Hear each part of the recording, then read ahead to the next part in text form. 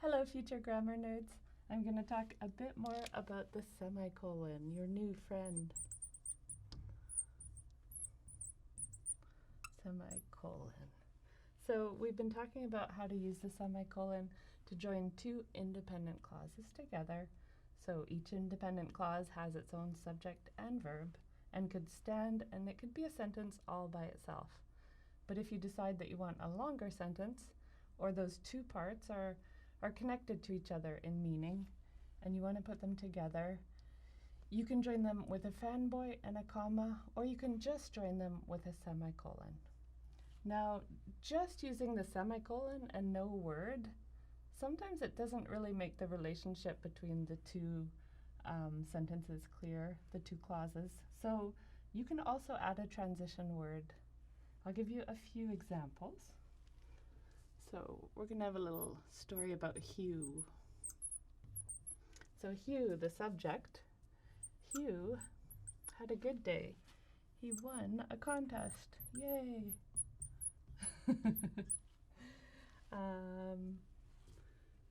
Afterward,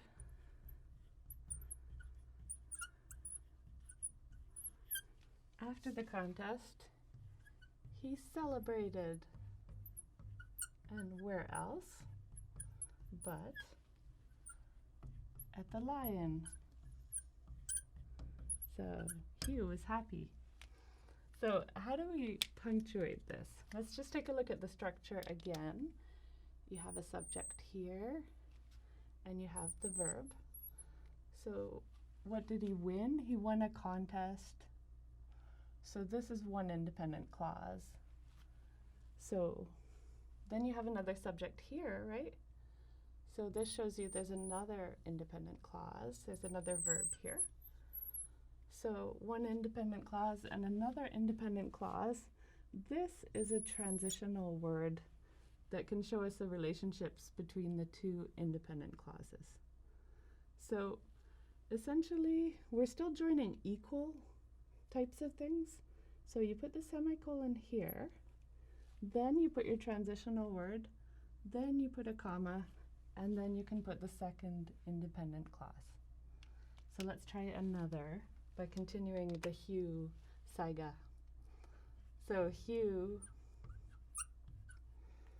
drank too much.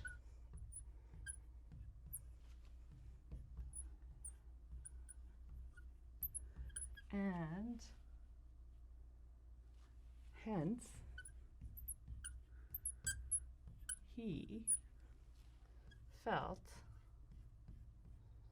sick, a turn for the worse.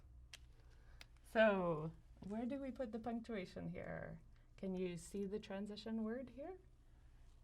You can always go back and check and find the independent clauses. So Hugh, what did he do? He drank too much, hence he. He is a subject. What did he do? He felt. He felt sick. So Hugh drank too much. Our first independent clause ends here. So let's put the semicolon here.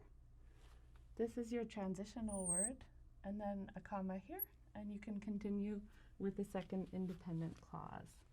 All right, one more example for you. Hugh missed work.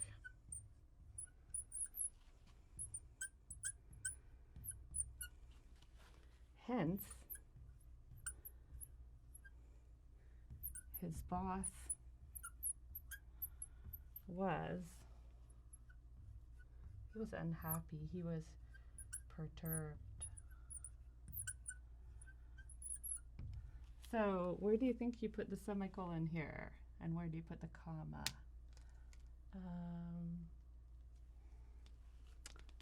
Hugh, subject, right? Verb. What did he miss? Work. Hence, his boss. So his boss is a subject. Was. So we can put the semicolon at the end of the first independent clause here. And you have again this transitional word and then a comma after. So that's how you use a semicolon and a comma to join two independent clauses, but also using a transitional word. So that's all for now. Later, grammar nerds.